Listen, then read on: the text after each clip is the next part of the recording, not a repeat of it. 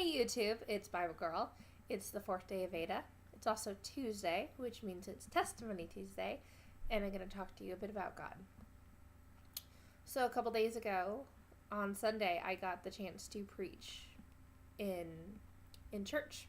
I get to do that occasionally, about once or so a year, and I do thoroughly enjoy the concept of getting to preach and getting to talk to people about God that are a little older. I'm always with kids, teaching them about God, which I think is super awesome and really important.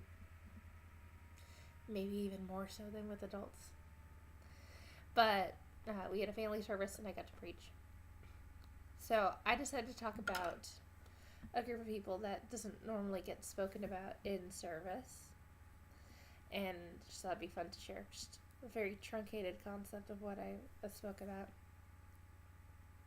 So, Mary Magdalene, and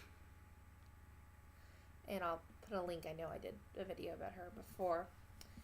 Joanna and Susanna are women that are mentioned in the book of Luke that are with Jesus, and they say, and other women, so we know there are more. And these women, we get the idea, had some level of stature, some status of importance, especially the fact they have money, and Joanna's husband is a member of King Herod's court. And they give it all up when they meet Jesus. Jesus heals them of either illnesses or he exorcises demons out of them.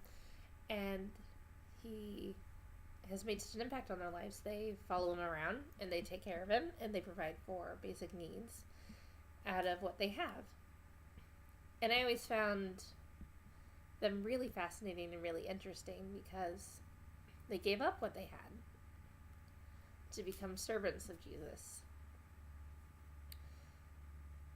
And I know there are a lot of people, particularly people who aren't Christian, that'll look at the Bible or what they think they know about the Bible and say it's very anti-woman, it's very anti-femininity in general. If you're not a guy, you're not valued by the Bible. But I don't see that.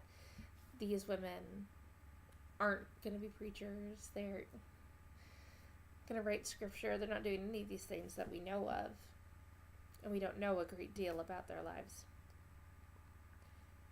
But we see them serve. And so when they are figuring out what's going on for dinner or they're taking care of these needs, Jesus and the disciples don't have to. And they get to focus on meeting these other needs of preaching, of discussions that will end up in our scripture, of all these things that lead to the current church and our current religious world we live in. And I think if they had to focus on these other things, it wouldn't have blossomed the same way. So I look at these women really as heroes. And there's so many other things. I mean, a group of women following around a group of guys probably got some looks. It's the first century.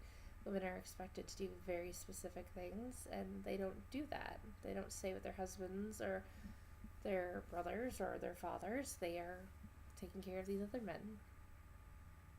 I just see them as really fearless.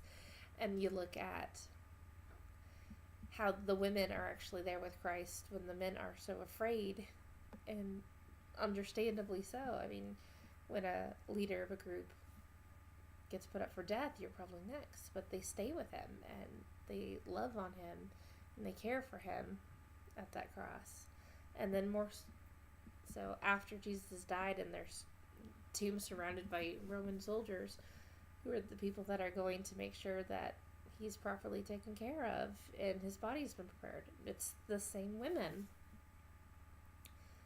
And I love that heart that I see in them. And I think Jesus appreciated that heart and that love, because he talks to Mary Magdalene first after he's been resurrected, and the women in general are the ones that get the message about the resurrection.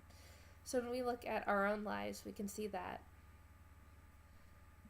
we're called to serve and we're called to meet needs, and it may not be something big and flashy, but if we're meeting these small needs, we can create intimate bonds like the women did with Jesus, and we can make giant impacts for the world.